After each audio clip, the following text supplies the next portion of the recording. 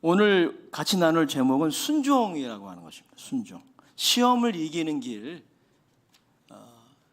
시험을 이기는 승리 어디에 있느냐? 순종에 있다고 하는 것입니다.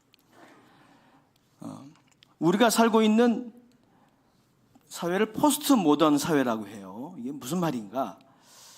이른바 이런 거죠. 자기 결정권이 과대하게 부각되고 있는 사회라는 것입니다.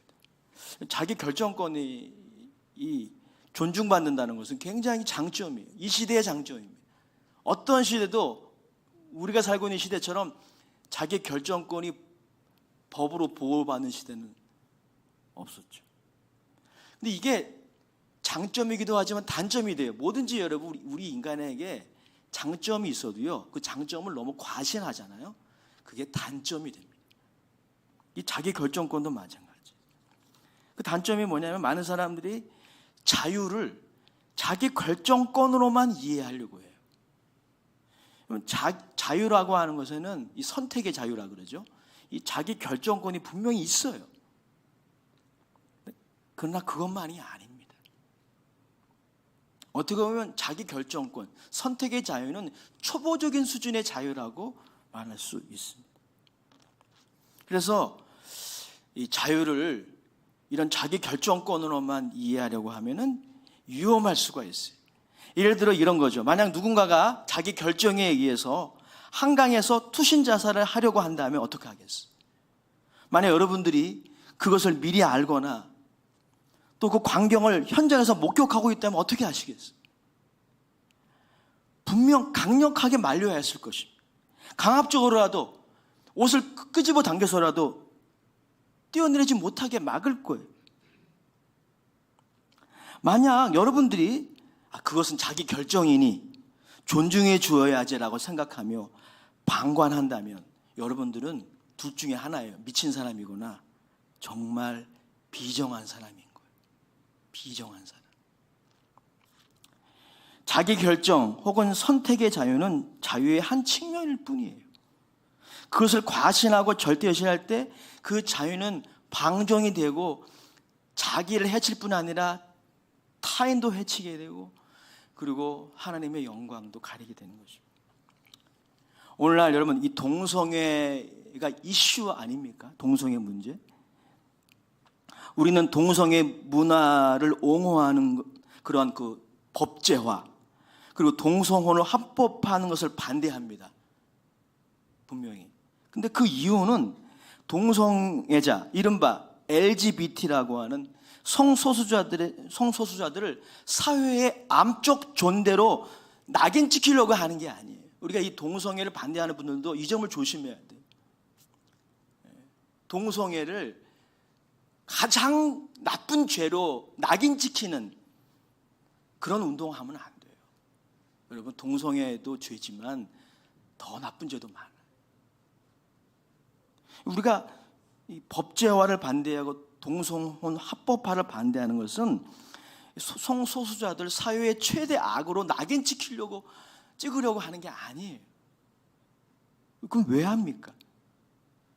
이러한 동성애 문화, 소위 큐어 문화의 배경에는 자기 결정권을 숭배하는 태도가 있기 때문이에요.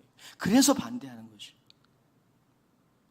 여러분 이것은 저희 개인적인 견해가 아니라 많은 전문가들, 특히 기독교 윤리 전문가들의 진단이에요. 큐어 문화에 따르면 자신의 성 정체성도 주어진 것이 아니라 생물학적으로 주어진 것이 아니라 자신의 결정에 따라 선택할 수 있다는 것입니다. 이에 따르면 젠더, 소위 말하는 성 정체성은 남성과 여성 두 개가 아니에요. 30개 이상이 돼요. 아침에는 남성이었는데 저녁에는 여성으로 살 수가 있는 것이죠. 이것은 우리의 현실과 맞지 않아요. 한번 생각해 보세요. 우리의 인생에 우리의 자기 결정으로 되지 않는 것이 얼마나 많습니까? 그냥 주어진 것이 얼마나 많아요. 하나님의 섭리 가운데 그게 나에게 왜 주어졌는지는 모르겠어요. 하지만 주어졌어요.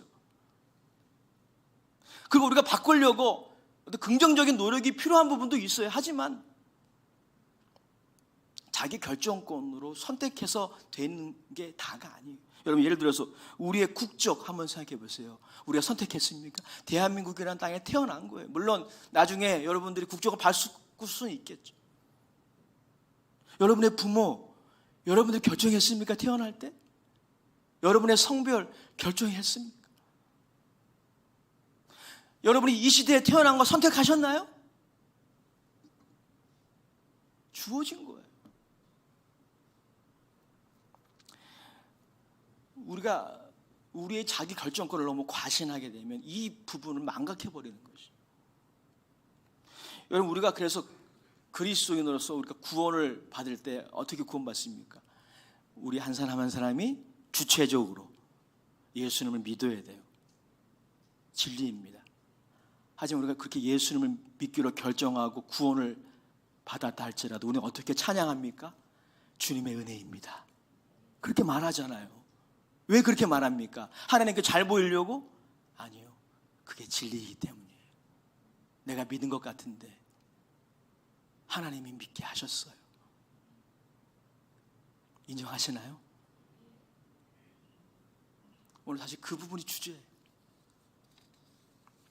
사도 바울은 그래서 그리스도인들이 은혜 가운데 누리게 되는 자유는 단순히 자기 결정권의 확립이 아니라 말씀하시는 것 같아요.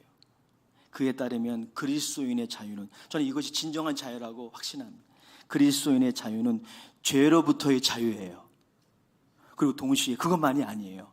하나님을 향한 자유예요. 하나님을 향한. 많은 사람들이 자유를 생각할 때 자유란 단어를 들었을 때 떠올리는 건 뭡니까? 무엇으로부터, 어떤 속박으로부터 자유로운 것만 그렇게 생각해요. 물론 그것도 있지만 그것만이 다가 아니에요. 무엇으로부터의 자유만이 아니라 무엇으로의 자유. 이것이 바로 자유의 정확한 정의입니다. 모든 사람을 위한 로마서의 저자 톰 라이트는 자유를 이렇게 이야기해서 자유란 도덕적으로 중립적일 수 없다는 것입니다.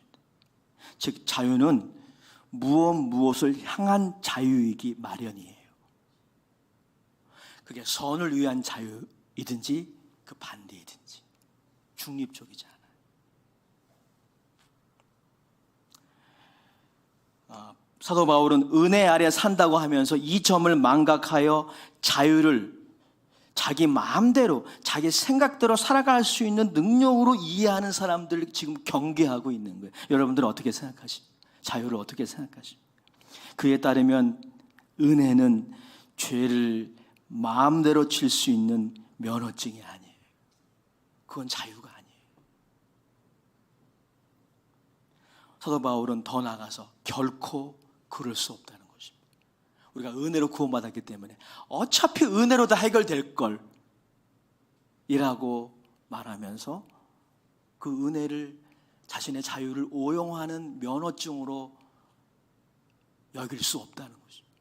그럴 수 없다는 거예요. 15절 말씀이 바로 그것이죠. 같이 읽어보겠습니다. 15절 시작. 그런즉 어찌하리요? 우리가 법 아래 있지 아니하고 은혜 아래 있으니 죄를 지으리요? 그럴 수 없느니라. 1절도 그렇게 말하고 있습니다. 6장 1절 같이 읽어보겠습니다. 로마서 5장 6장 1절 시작. 그런즉 우리가 무슨 말을 하리요? 은혜에 더하게 하려고 죄에 거하겠느냐? 그럴 수 없다. 즉 사도 바울에 따르면 은혜 아래서의 삶은 자기 결정권을 절대적인 진리로 여기는 삶이 아닙니다. 그것은 우리의 자기 결정을 우리보다 높으신 하나님의 목적과 뜻 아래에 두는 삶이에요. 그것은 죄의 속박으로부터의 자유만이 아니라 존 스타트의 표현처럼 하나님의 속박으로 나아가는 자유예요. 여러분, 속박이라는 단어와 자유라는 단어가 사실 어울리지 않는 단어예요. 하지만 하나님의 속박이 있어요. 그 속박 안에 들어가는 그 자유가 있다는 것입니다. 오늘 그게 왜 자유인지 제가 좀 이야기하려고 합니다. 바울에 따르면 진정한 자유란, 따라합시다, 하나님께 순종할 수 있는 자유다. 저는 이 자유가 없었어요. 우리가 죄의 종이었기 때문에 이 자유가 우리에게 없었습니다. 하나님께 순종할 수 있는 가능성 제로였어요. 하지만 달라졌죠. 그리고 사도 바울은 이 순종이 시험을 이기는 기름을 본문을 통해 우리에게 암시하고 있습니다. 오늘 구체적으로 사도 바울이 우리에게 제시하고 있는 시험을 이기는 길로 제시하고 있는 이 순종의 세 가지 개념 정의를 좀 하기 원합니다. 첫 번째 한번 따라합시다. 순종은 차이를 만들어낸다. 16절 같이 읽겠습니다. 16절 시작. 너희 자신을 종으로 내주어 누구에게 순종하든지 그 순종함을 받는 자의 종이 되는 줄을 너희가 알지 못하느냐. 혹은 죄의 종으로 사망에 이르고 혹은 순종의 종으로 의에 이르느니라. 예수님께서도 같은 궤적의 말씀을 하셨어요. 요한복음 8장 34절에 예수님이 이렇게 말씀하셨어요. 죄를 짓는 자마다 죄의 종이라. 인간의 삶은 선택의 연속이잖아요. 그리고 오늘의 선택은 내일의 영향을 줍니다. 우리 이렇게 말하면 안 돼요. 어차피 하나님의 주권 아래 하나님의 은혜 가운데 다 이루어지니까 라고 하면서 우리의 책임을 회피하며 운명론에 빠지면 안 됩니다. 가끔 하나님의 섭리와 하나님의 주권을 이렇게 이해해서 오늘 우리가 해야 할 선택과 우리의 책임을 하나님께 또 맡기는 경우가 있어요. 그건 바른 신앙이 아닙니다. 여러분, 오늘 우리의 선택은 내일 영향을 줍니다. 우리의 순종은 내일 영향을 줘요. 그래서 우리가 기도하는 것입니다. 기도. 여러분, 기도 하나 안 하나 똑같다. 왜 기도할까요? 그렇지 않기 때문입니다. 유명한 설교자가, 영미권에 있는 유명한 설교자가 기도에서 이렇게 얘기했어요. Pray makes something happen. Pray makes something happen. 해석하면 기도는 뭔가 중요한 것을 만들어낸다는 거예요. 하나님이 이 특권을 우리에게 주신 것이죠. 만약 우리가 받은 자유를 남용하여 죄를 짓는 데 사용한다면 그 결과는 순종하는 자유가 가져오는 결과와 전혀 다를 것입니다. 우리가 육신에게 져서 육신대로 살면 죄라는 군주 밑에, 그 포악한 군주 밑에 살다가 그 마지막은 영생이 아니라 영원한 죽음을 맞이할 거예요. 로마서 8장 13절 말씀이 바로 그것이죠. 우리 같이 읽어보겠습니다. 로마서 8장 13절 시작. 너희가 육신대로 살면 반드시 죽을 것이로되 영으로서 몸의 행실을 죽으면 살림. 우리가 불순종을 선택하면 거기에는 고통과 부끄러움과 회한이 계속될 것이죠.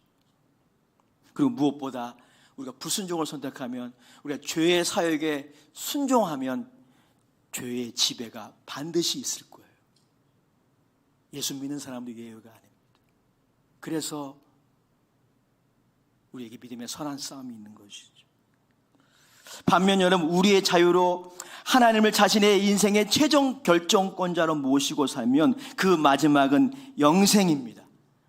그리고 현실에서도 생명으로 충만한 삶을 살게 될 것입니다. 자기 결정권을 고집하며 자기 주장과 자기 고집을 따라 살면서 거룩의 열매를 기대하지 마십시오. 반면 우리보다 더 탁월하고 더 아름답고 더 선하고 더 크신 하나님께 우리의 주권을 양도하고 순종할 때 우리의 삶에 거룩과 의의 열매가 점점 맺어지게 될 것입니다. 한 번에 이루어지진 않아요. 점점 맺어지게 되는 것입니다. 이러한 은혜가 여러분 모두에게 있게 되시길 주의 이름으로 축원합니다. 두 번째, 오늘 본문이 우리에게 정의하는 순종은요, 따라합시다. 순종은 단순히 인간의 결정 이상이다. 순종은 우리가 결단, 어떤 결정만이 아니라는 것, 그것 이상이에요. 그러면 순종은 뭐예요? 간절한 소원이에요. 간절한 소원. 순종하고 싶어야 돼요. 여러분, 순종이 가능하려면요, 순종하고 싶어야 돼요. 여러분 안에 하나님의 뜻에 순종하고자 하는 열망이 회복돼요. 여러분, 순종, 그래서 성경에 말하는 순종은 기계적인 반응이 아닙니다. 마음은 없는데 그냥 하는 거예요. 이건 성경이 말하는 순종이 아니에요. 많은 사람들이 순종을 이해할 때, 또 믿음 생활을 이해할 때 어떻게 이해합니까? 진리를 깨닫고 옳은 것을 깨닫고 그것을 행동으로 옮기는 것으로만 이해합니다. 물론 맞아요. 그 부분이 중요해요. 근데 그게 다가 아니에요. 그럼 무엇입니까? 순종은 여러분들이 깨닫는 진리를 사랑하는 겁니다. 사랑하지 않으면 순종 안 합니다. 여러분, 신앙생활이란 그래서 옳은 것을 깨닫고 단순히 그것을 행하는 삶이 아니에요. 옳은 것을 사랑해야 돼요. 여러분, 옳은 것을 깨닫고 그대로 행하려면 그것을 사랑해야 돼요. 사랑하십니까? 진리를 사랑하십니까? 진리를 향한 갈망이 여러분들에게 없다면 목사님이 얘기하니까 조금 할 거예요. 그러나 오래가지 못할 것입니다. 만약에 우리가 진리를 사랑하지 않는다면 여러분, 순종하는 그 와중에서도 한 가지 중요한 것을 놓치게 돼요. 기쁨이 없어요. 기쁨이. 왜요? 사랑으로 하지 않기 때문에. 보통 여러분, 오늘날 우리 시대에는 종이라는 신분이 거의 없죠. 과거에는 노예, 종이라는 신분이 있었어요. 여러분, 종과 노예에게는 기쁨이 없습니다. 주인이 시키는 일을 하긴 하는데 기쁨이 없어요. 왜요? 주인을 사랑하진 않기 때문에. 그냥 무서워서 하는 거죠. 자신의 안전을 위해서 하는 거죠. 그렇습니다.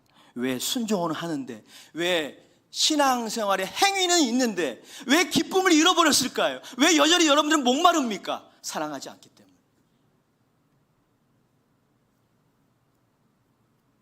주님을 향한 갈망을 잃어버렸어요. 이게 우리의 문제입니다. 엄밀한 의미에서 그것은 순종이 아니에요. 엄밀한 의미에서 참 순종은 마음에서 시작되는 것입니다. 17절 다시 한번 읽어봐요. 17절, 6장 17절입니다. 시작. 하나님께 감사하리로다. 너희가 본래 죄의 종이더니 너희에게 전하여 준 바 교훈의 본을 마음으로 순종하여. 아멘. 설교자 존 파이퍼는 복음과 하나님의 구원이라는 책에서 이 부분을 이렇게 말했습니다. 인용하겠습니다. 그리스도에 대해 머리로만 이해할 뿐 그리스도의 소중함을 경험하지 못한 사람이에요. 이렇게 여러분, 기쁨 없이 순종하는 사람들이 어떤 사람들이냐? 이게 저의 모습일 수 있어요. 여러분의 모습일 수 있어요. 그리스도에 대해서 머리로는 이해하는데 그리스도의 소중함을 맛보지 못했어요. 여전히 그에게는 예수님은 커 보이지 않아요. 예수님의 소중함, 예수님의 탁월한 가치, 그분의 무한한 사랑과 위대함, 그걸 맛보지 못했어요. 여러분 왜 피자를 좋아하세요? 피자를 안 좋아하시는 분도 계시겠지만 왜 어떤 특정한 음식을 좋아합니까? 맛보았기 때문에.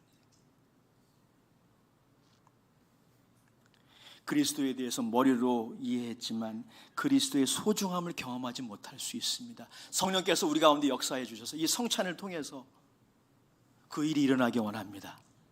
그리스도의 소중함을 맛보기 원해요. 이번 중고청 여름 수련회 때 그런 일이 있었습니다.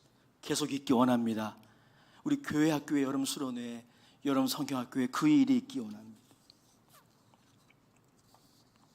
사랑하는 여러분, 그래서 거룩함으로 시험을 이기는 승리로 이끄는 순종을 위해서 우리에게 가장 먼저 필요한 것이 뭐냐면 복음을 듣고 마음으로, 단순히 머리로가 아니라 마음으로 예수님을 영접해야 합니다. 이미 예수님을 영접하셨다면 오늘 여러분들의 기도 제목 한 가지를 드릴게요. 그것은 뭐냐면 성령께서 여러분 삶 가운데 역사해 주셔서 예수 그리스도와 그가 하신 일의 소중함을, 탁월함을, 그분의 사랑스러움을 알게 하시기 원합니다. 맛보기 원합니다. 이게 저의 기도 제목이에요. 우리 이것을 위해 기도했으면 좋겠어요.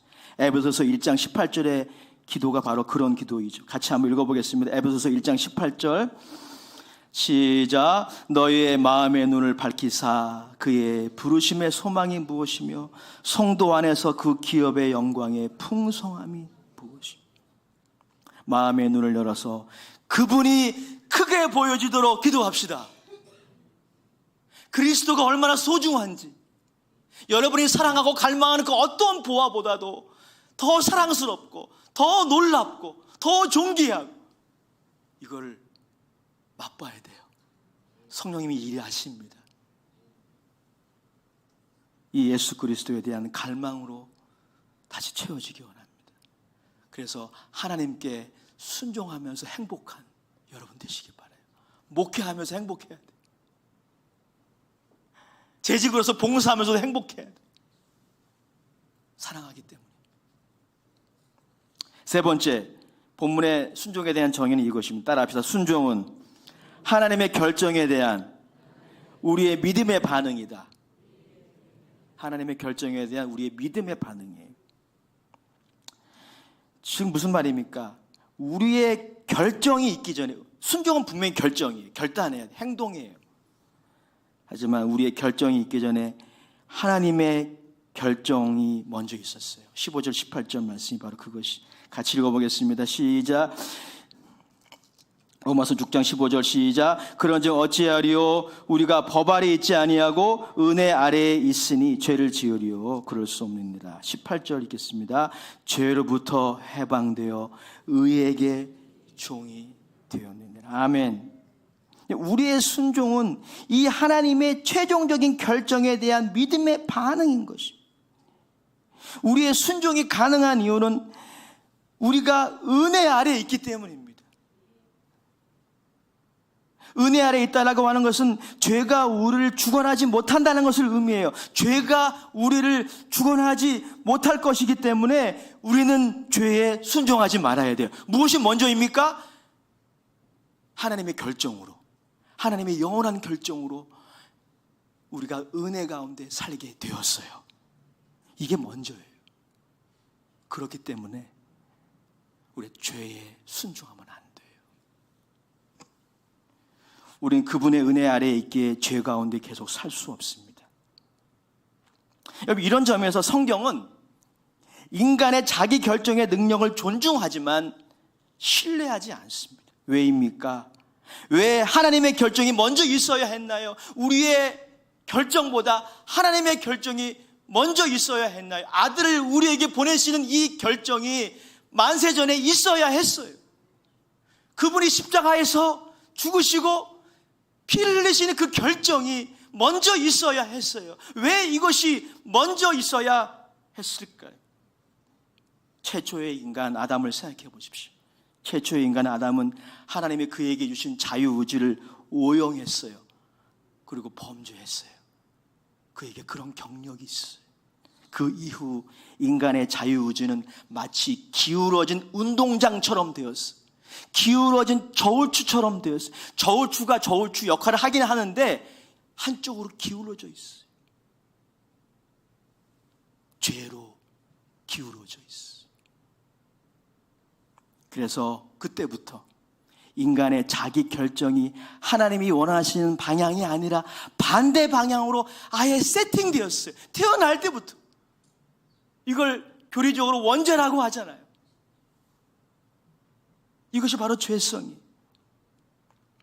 인간은 본문의 언어로 하면 죄의 종이 된 것입니다.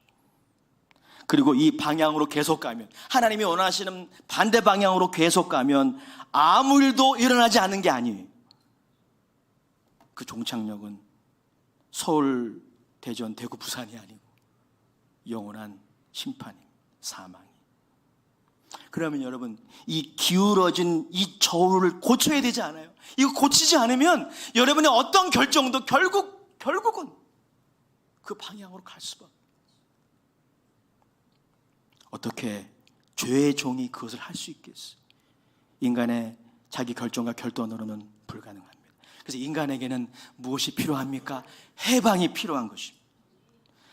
율법도 이 일을 하지 못했어요. 그런데 하나님이 예수 그리스도 안에서 그 일을 행하셨습니다.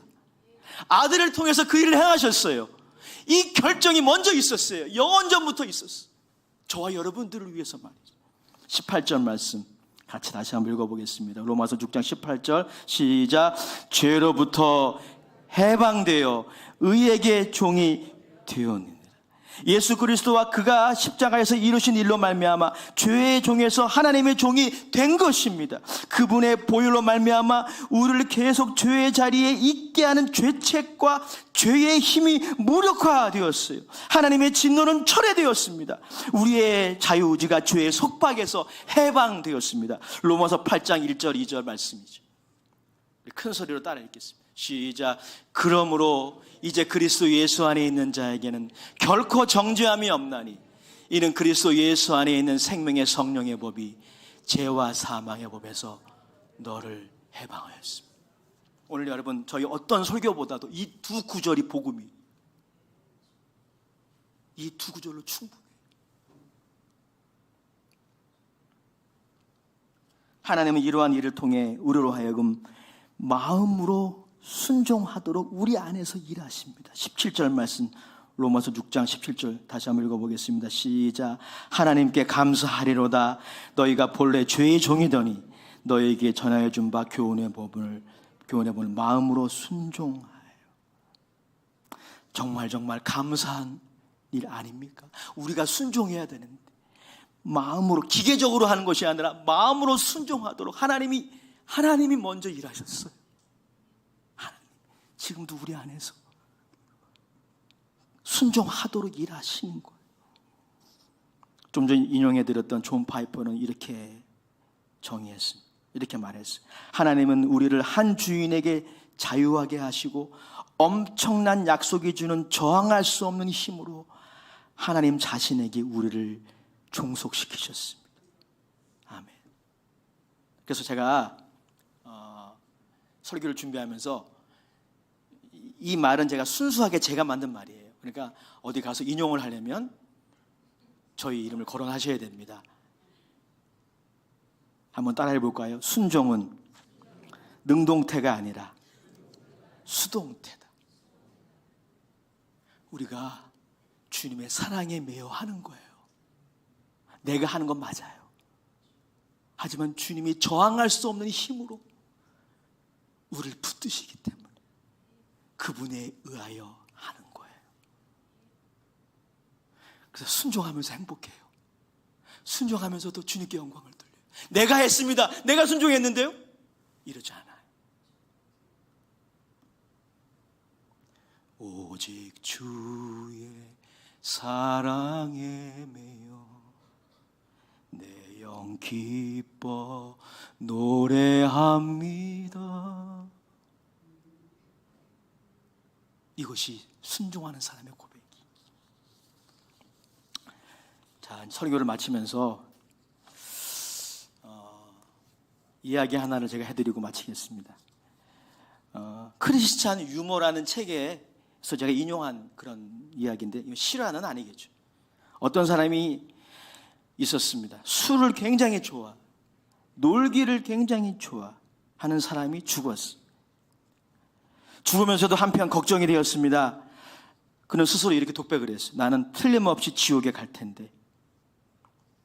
그러다 정말 그가 죽어 지옥에 가야 되는데 천국에 갔어요. 의외입니다. 그곳에 가보니 베드로 사도가 천국 문 앞에 서 있었습니다. 그리고 그에게 이렇게 질문했어요. 당신 천당 갈래? 지옥 갈래? 그때 이 사람이 이런 생각을 합니다. 아, 이렇게 고마울 때가 있나? 어떻게 이걸 나에게 물어본단 말인가? 자신에게 한 번 더 기회가 주어진 거잖아요. 그래서 그는 베드로에게 이렇게 부탁했다고 합니다. 그러면 한 번 더 저에게 자비를 베풀어 주세요. 뭡니까? 먼저 나 천국과 지옥을 구경 좀 하게 해주세요. 그러게나. 그래서 가이드의 인도를 받아서 먼저 천국을 갔습니다. 천국을 가니까 흰옷을 입은 교우들이 천사와 함께 다 모여서 하나님을 찬양하고 하나님께 영광을 돌리는데, 뒤에 좀 앉아 있으니까 따분한 거예요. 하루 종일 예배를 드려요. 그래서 영 마음에 들지 않았어요. 이번에는 지옥으로 갔습니다. 그곳에는 세상에 카지노가 있네요. 술집도 있고 예쁜 여자들도 많이 있었어요. 왁작지껄한 담소들도 풍성했습니다. 마음에 쏙 들었어요. 이게 지옥이라면 두말할 것 없었다라고 그런 생각을 했습니다. 그는 베드로 사도 앞에 가서 자신의 결정한 바를 말했습니다. 저는 아무래도 지옥 체질입니다. 그러니까 지옥으로 보내주세요. 정말입니까? 네, 정말입니다. 후회 안 합니까? 안 합니다. 그래서 그는 지옥으로 갔어요. 근데 정작 지옥에 갔는데 지난번에 왔던 것과는 달리 술집도 없고 카지노도 없고 여자도 없고 뜨거운 불 속에서 일하라고 하는 거예요. 그래서 그는 안내자에게 따졌습니다. 아니, 이거는 좀 다르지 않습니까? 지난번에 왔던 데가 아닌데요. 지난번에 왔던 곳은 술집도 있고 카지노도 있고 많은 재미가 있었는데, 그때 안내자가 이렇게 말했어요. 그때는 관광 비자로 왔고 이번에는 영주권이야.